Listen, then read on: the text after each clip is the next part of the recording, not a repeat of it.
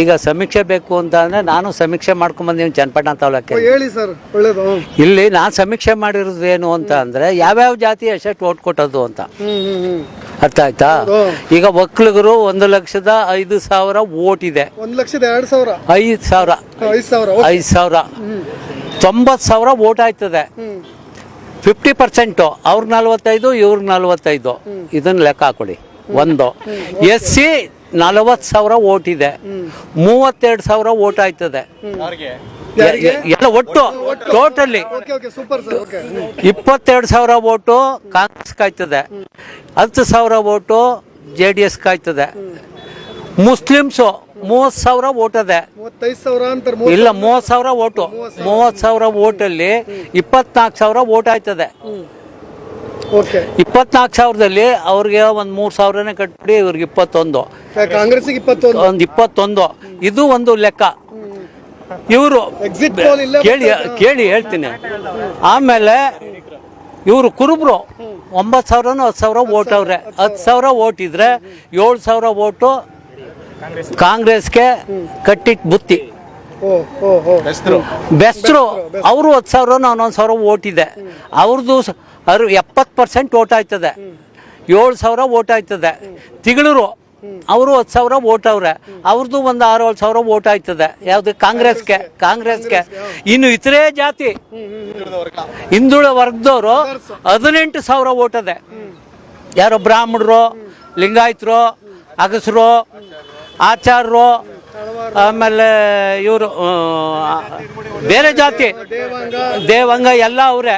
ಅದು 18,000ದಲ್ಲಿ ಕಾಂಗ್ರೆಸ್ JDSಗೆ 8,000 ಕಟ್ಕೊಳ್ಳಿ, ಕಾಂಗ್ರೆಸ್ಗೆ 10,000 ತಗೊಳ್ಳಿ. ಈ ಟೋಟಲ್ ಹಾಕೊಂಡು ಎಷ್ಟು ಲೀಡ್ ಬರ್ತದೆ ಅಂತ ನೋಡಿ. ಹೌದು, ಹೌದು, ನೀವು ಹೇಳೋ ಪ್ರಕಾರ ಹೌದು. ನಿಖಿಲ್ ಕುಮಾರಸ್ವಾಮಿ ಕುಮಾರಸ್ವಾಮಿ ತಿರ್ಗಾ ಈಗ ಚನ್ನಪಟ್ಟಣ ಇದು ಮಂಡ್ಯ ಆಯ್ತು, ಅಲ್ಲಿ ಕಳ್ಸವ್ರೆ. ಇಲ್ಲಿ ರಾಮನಗರ ಕಳ್ಸವ್ರೆ. ಚನ್ನಪಟ್ಟಣದವರು ಕಳಿಸ್ತಾರೆ. ಯಾವ ಸ್ಥಾನದಲ್ಲೇ ಅವರು ಬುಕ್ ಮಾಡಿಕೊಂಡು ಯಾವುದು ಹಾಸನದಲ್ಲಿ ಹೆಂಗಿದ್ರು ಅವ್ರ ದೊಡ್ಡಪ್ಪನ ಮಕ್ಳು ಇಲ್ಲ. ಈಗ ಆ ಜಾಗ ಅವರು ಹುಡುಕೊಂಡು ಅಲ್ಲೇ ಕುತ್ಕೊಂಡು ಅವ್ರು ಅಲ್ಲೇ ವ್ಯವಸ್ಥೆ ಮಾಡಿಕೊಂಡು ಹಾಸನ ಜನಕ್ಕೆ ಉಪಕಾರ ಮಾಡಿಕೊಂಡು ಅಲ್ಲಿ ಗೆಲುವು ಕ್ಯಾನ್ಸದೆ ಗೆದ್ಕೊಳ್ಳಿ. ಆಮೇಲೆ ಇನ್ನೂ ಒಂದು ಹೇಳ್ತೀನಿ. 1988ರಲ್ಲಿ ದೇವೇಗೌಡರು ನೀರಾವರಿ ಮಿನಿಸ್ಟರ್ ಆಗಿದ್ರು ಹೆಗ್ಡೆ ಫೀಲ್ಡಲ್ಲಿ. ಅವ್ರೇನು ಮಾಡಿದ್ರು, ನನಗೆ 300 ಕೋಟಿ ಕೊಡಲಿಲ್ಲ ಅಂದ್ಬಿಟ್ಟು ರಾಜೀನಾಮೆ ಕೊಟ್ಟರು. 1989 ಏಪ್ರಿಲ್ 18ನೇ ತಾರೀಕು ರಾಜೀನಾಮೆ ಕೊಟ್ಬಿಟ್ಟಿದ್ರು. ಮುಂದಾಗೆ ನಮ್ದು ಯಾವುದೋ ಒಂದು ಕೇಸ್ ಇತ್ತು, ಅವರು ನ್ಯಾಯಕ್ಕೆ ಬಂದಿದ್ರು. ಇರ್ಲಿ ಇಗ್ಲೂ ಡ್ಯಾಮ್ದು ಹೇಳ್ತೀನಿ ನಾನು. ಇಗ್ಲೂ ಡ್ಯಾಮ್ ಬಗ್ಗೆ ಅದನ್ನ ಇತಿಹಾಸ ತಕೊಂಡ್ರೆ ಯಾರ್ಯಾರು ಏನ್ ಮಾಡವ್ರಿ ಅಂತ ಅದನ್ನ ಹೇಳ್ತೀನಿ. ಇದನ್ನ ಹೇಳ್ತಾ ಇರೋದು. ಅವತ್ತು ಒಡಕೆ ಬಸಳಿಗೆ ಬಂದ್ರು ಯಾರು? ದೇವೇಗೌಡರು. 88 ಏಪ್ರಿಲ್ 18ನೇ ತಾರೀಕು ಬಂದ್ರು. ನಮ್ದು ನ್ಯಾಯ ಮಾಡ್ತಾ ಇದ್ದೋ. ಆ ಸಂದರ್ಭದಲ್ಲಿ ಒಂದು ಮಾವಿನ ಮರ, ದೊಡ್ಡ ಮರ, ಒಂದು ದೇವಸ್ಥಾನ, ಚೆನ್ನಪ್ಪಾಜಿ ದೇವಸ್ಥಾನ ಅಂತ, ಆ ದೇವಸ್ಥಾನದವು ನ್ಯಾಯ ಮಾಡ್ಕೊಂಡು ಕೂತಿದ್ರು ಕಲ್ಲು ಚಪ್ಪಡಿ ಅಂಡಲ್ಲಿ. ಆಗ ಒಂದು ಕೋತಿ ಬತ್ತು. ಒಂದು ಕೋತಿ ಬಂದು ದೇವೇಗೌಡರಿಗೆ ಹೆಗ್ಲ ಮೇಲೊಂದು, ತಲೆ ಮೇಲೊಂದು ಮಾವಿನಕಾಯಿ ಹೊಡೀತು. ಆ ತಲೆ ಮೇಲೆ ಹೊಡೆದದ್ದೇ ಪ್ರಧಾನಮಂತ್ರಿ, ಹೆಗ್ಲ ಮೇಲೆ ಹೊಡೆದದ್ದೇ ಮುಖ್ಯಮಂತ್ರಿ. ಅವ್ರಿಗೆ ಇನ್ಯಾವ ಅಧಿಕಾರನೂ ಸಿಕ್ಲಿಲ್ಲ. ಮೇಲ್ಕೆ ಹೇಳುದನ್ನು ಕೇಳಿ. ಅದನ್ನ ಉಳಿಸ್ಕೊಂಡು ದೇವೇಗೌಡರು ಅದನ್ನ ಉಳಿಸ್ಕೊಳ್ಳಿಲ್ಲ. ಯಾರು ಹೇಳಿ? ಕಾಂಗ್ರೆಸ್ ಏನ್ ಮಾಡವ್ರಿ ಅಂತಾನೂ ಅವ್ರಿಗೆ ಗೊತ್ತಿಲ್ಲ. ಪ್ರಧಾನಮಂತ್ರಿ ಮಾಡಿದ್ರು ಅವನ್ನ. ಯಾರನ್ನ? ದೇವೇಗೌಡ್ರ. ಅದನ್ನ ಉಳಿಸ್ಕೊಳ್ಳಿ. 11 ತಿಂಗಳಿಗೋ 13 ತಿಂಗಳಿಗೋ ರಾಜೀನಾಮೆ ಕೊಟ್ಬಿಟ್ಟು ಬಂದ್ರು. ಯಾಕೆ? ಇವ್ರೇನೋ ಬಾಣ ಬುಡಕ್ ಹೋದ್ರು. ರಾಮಕೃಷ್ಣ ಹೆಗಡೆ ತಂದ್ರು 1983ನೇ ಇಸ್ವಿ ಒಳಗೆ. 83ರಲ್ಲಿ ತಂದು ರಾಮಕೃಷ್ಣ ಹೆಗಡೆನ ಮುಖ್ಯಮಂತ್ರಿ ಮಾಡಿದ್ರು. ಮುಖ್ಯಮಂತ್ರಿ ಮಾಡಾದ್ಮೇಲೆ 85ಕ್ಕೆ ತಿರ್ಗಾ ಗೆದ್ರು. ಹೆಗಡೆನೇ ಆದ್ರು. ತಿರ್ಗಾ 89ಕ್ಕೆ ಇವರು ತಡಿಯಪ್ಪ ತಿರ್ಗಾ ಇವರು ಯಾರೋ ದೇವೇಗೌಡರು ಗೆದ್ರು 96ರಲ್ಲಿ. ಆಗ ಮುಖ್ಯಮಂತ್ರಿ ಮಾಡಿದ್ರು. ಯಾರು ಮಾಡಿದವರು? ಚನ್ನಪಟ್ಟಣ ತಾಲೂಕು ರಾಮನಗರದವರೇ ಮಾಡಿದವರು. ಆದ್ರೂ ಅವ್ರು ಏನು ಏಟ್ ಕೊಟ್ರು ರಾಮನಗರದವ್ರಿಗೂ ಚನ್ನಪಟ್ಟಣ. ಅವ್ರು ಕುಡಿಸಿದ್ರು ವಿಧಾನಸೌಧದ ಮೇಲೆ. ವಿಧಾನಸೌಧಕ್ಕೆ ಹತ್ತೋ ನಾವೆಲ್ಲ ಹತ್ತೋ ಗಲಾಟೆ ಮಾಡಿಕೊಂಡು ಹೆಗಡೆ ಮುಖ್ಯಮಂತ್ರಿ ಆಯ್ತಾ ಇದ್ರು. ಆಮೇಲೆ ಏನು ಮಾಡಿದ್ರು? ಪ್ರಧಾನಮಂತ್ರಿ ಆದರು.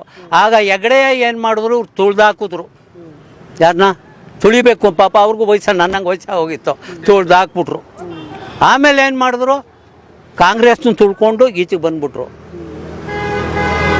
ಅದನ್ನು ಅವ್ರು ಯಾರು ಉಪಕಾರ ಮಾಡ್ತಾರೆ, ಈಗ ನೀವು ಹೇಳಿದ್ರೆ ಇಗ್ಲೋ ಡ್ಯಾಮ್ ಯಾರು ಮಾಡಿದವರು ಅಂತ ಎಲ್ಲ ಹೇಳ್ತಾರೆ.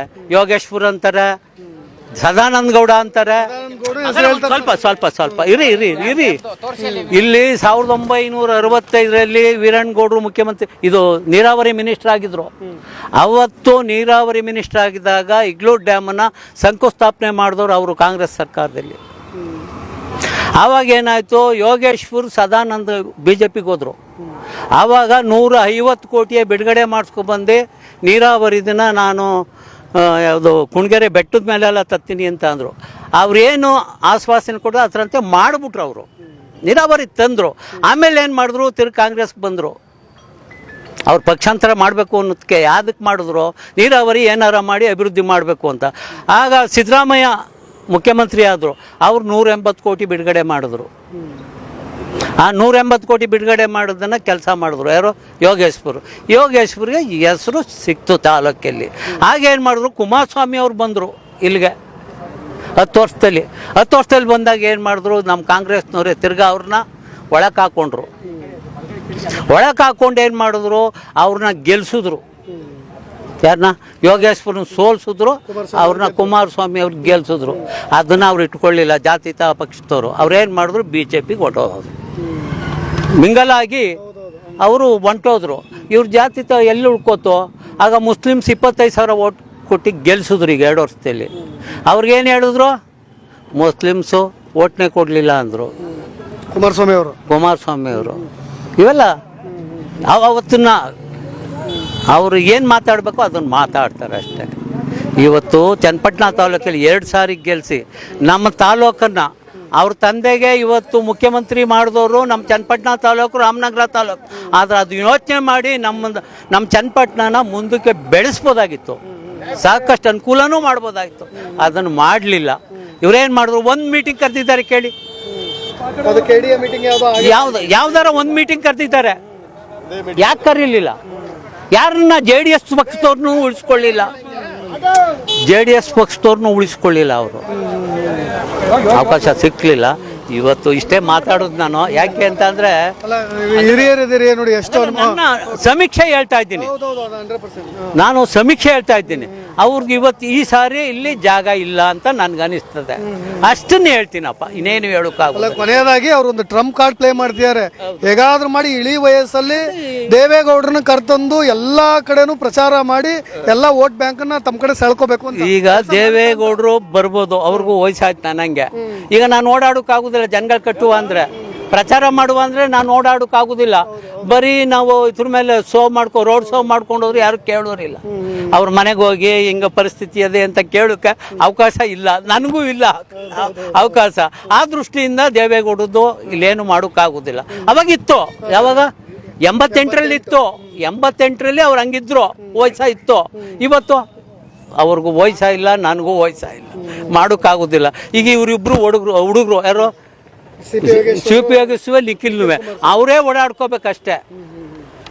ಈಗ ನಿಖಿಲ್ ಈಗ ಗೆಲ್ತಾನೆ ಅನ್ನೋದಕ್ಕೆ ಅವಕಾಶ ಏನಿಲ್ಲ. ಅವನೇನು ಮಾಡಲಿಲ್ವಲ್ಲ. ಈಗ ಅವನೇನಾದ್ರು ಕೆಲಸ ಮಾಡಿ, ಚನ್ನಪಟ್ಟಣ ತಾಲೂಕಿಗೆ ಅವ್ರ ತಂದೆ ಮುಖ್ಯಮಂತ್ರಿ ಆಗಿದ್ರು. ನಾನು ಹೇಳ್ತಾನೆ, ಮುಖ್ಯಮಂತ್ರಿ ಹಂಗಲ್ಲ, ಅವ್ರ ಅಪ್ಪನ ಕೆಲಸ, ಅವ್ರ ಅಪ್ಪನ ಅವ್ರು ಹಿಡ್ಕೊಂಡು ಕೆಲಸ ಮಾಡಿಸ್ಬೋದಾಯ್ತಲ್ಲ ಅವ್ರ ಪರವಾಗಿ. ಯಾರ ಪರವಾಗಿ? ಈಗ ದೇವೇಗೌಡರು ಪರವಾಗಿ ಮಾಡಬೇಕು ಅಂತ ಬಂದವ್ರೀಗ. ನಿಖಿಲ್ ಪರವಾಗಿ ಕುಮಾರಸ್ವಾಮಿ ಮಾಡಬೇಕು ಅಂತ ಬಂದವ್ರೆ. ಇವ್ರ ಪರವಾಗಿ ಯಾರು, ನಿಖಿಲ್ ಅವ್ರ ಅಪ್ಪನ ಪರವಾಗಿ ಇಲ್ಲಿ ನಮ್ಮ ಚನ್ನಪಟ್ಟಣ ತಾಲೂಕಲ್ಲೆಲ್ಲ ಕೆಲಸ ಮಾಡಬಹುದು. ಮಾಡಲಿಲ್ಲ, ಒಂದ್ಸಾರಿನೂ ಬರ್ಲಿಲ್ಲ. ಯಾವ ರೀತಿ ಕೊಡ್ತಾರೆ? ಈಗ ಈ ವರ್ಷ ಇನ್ನೂ 5 ವರ್ಷ ಗೈಲಿ, ಅವ್ರು 10 ವರ್ಷ ಆಮೇಲೆ ಕೊಡ್ತಾರೆ. ಎಚ್ ವಿ ನಂಜೇಗೌಡ ಅಂತ. ನಾನು ಮಂಡಲ್ ಪಂಚಾಯತಿ ಮೆಂಬರು, ಗ್ರಾಮ ಪಂಚಾಯತ್. ನನಗೆ B ಫಾರಂ ಕೊಡ್ಲಿಲ್ಲ, ಅದನ್ನೂ ಹೇಳ್ತೀನಿ. ಎಲೆಕ್ಷನ್ 86ರಲ್ಲಿ B ಫಾರಂ ನಾನು ಕೊಡ್ಲಿಲ್ಲ, ಜನತಾ ದಳದಿಂದ, ಜನತಾ ಪಕ್ಷದಿಂದ. ಅವತ್ತು ಜನತಾ ಪಕ್ಷದಲ್ಲಿ ಇದ್ದದ್ದು ದೇವೇಗೌಡರು, ಯಾರೋ ವರದೇಗೌಡರು, ಇವರೆಲ್ಲ ಸೇರ್ಕೊಂಡು ನಾನು ಕೊಡಬಾರ್ದು ಅಂದ್ಬಿಟ್ಟು ಕೊಡ್ಲಿಲ್ಲ. B ಫಾರಮ್ನೇ ಕೊಡಲಿಲ್ಲ. ಪಕ್ಷೇತರವಾಗಿ 3 ಸೀಟ್ ಗೆದ್ಕೊಂಡ್ಬಂದೆ. ಪಕ್ಷೇತರ 4 ಸಾರಿ ಸತತವಾಗಿ 5 ಸೀಟನ್ನ ಕಾಂಗ್ರೆಸ್ನಿಂದ ಗೆದ್ಕೊಂಡ್ಬಂದೇವ್ನಿ. 1 ಸಾರಿ ಮಂಡಲ್ ಪಂಚಾಯತಿಯಿಂದ ಗೆದ್ಕೊಂಡ್ಬಂದು ಸ್ವತಂತ್ರವಾಗಿ. ಈಗ ನಮ್ ನಡೀದಿಲ್ಲ, ಬಿದ್ದೋಗಿವಿ ಅಷ್ಟೇ. ಬಟ್ 100% ಒಂದು ಯಾವ್ದೋ ಸಮೀಕ್ಷೆ ಕೊಟ್ರಿ ಸರ್, ತುಂಬಾ ಅನಾಲಿಟಿಕಲ್ ಆಗಿತ್ತು ಅದು. ಅದನ್ನ ನೀವು ನನ್ನ ಹೆಸರನ್ನ ತಿಳ್ಕೊಂಡಿದ್ದೀರಿ ಹೇಳಿ. ಆ ಸಮೀಕ್ಷೆ ಏನಾದ್ರು ತಪ್ಪಾದ್ರೆ ಆಗ ನಾನು ಕ್ಷಮೆ ಕೇಳ್ತೀನಿ. ಖಂಡಿತ ಸರ್, ಖಂಡಿತ. Thank you sir. ಸ್ಟೋರಿ ಇನ್ನೂ ಮಸ್ತಾಗದೆ, ಹೇಳಿದ್ರೆ ಇನ್ನು 1-2 ಗಂಟೆ ಆಯ್ತದೆ. ನಾವು 83ರಿಂದ ದೇವೇಗೌಡರು ನಾವು ಕ್ಲೋಜಾಗೆ ಇದ್ದೋ ಇಲ್ಲ ಅಂತ ನಾನು ಹೇಳ್ತಾ ಇಲ್ಲ. ನಮ್ಮ ಮನೆಗೆ ಬಂದು ಊಟ ಮಾಡಿಕೊಂಡು ಮುದ್ದೆ ಸೊಪ್ಪು ಮುದ್ದೆ ಊಟ ಮಾಡ್ಕೊಂಡು ಹೋಗವ್ರೆ. ಆದ್ರೂ ಅದನ್ನು ಈ ಮಕ್ಕಳು ಅವ್ರ ಮಟ್ಟಕ್ಕೆ ಉಳಿಸ್ಕೊಳ್ರಿ. ಇವರು ಯಾರು ಹೇಳಿ, ದೇವೇಗೌಡರು ಮಟ್ಟಕ್ಕೆ ಈ ಮಕ್ಕಳುಗಳು ಉಳಿಸ್ಕೊಳ್ಳೋದಿಲ್ಲ.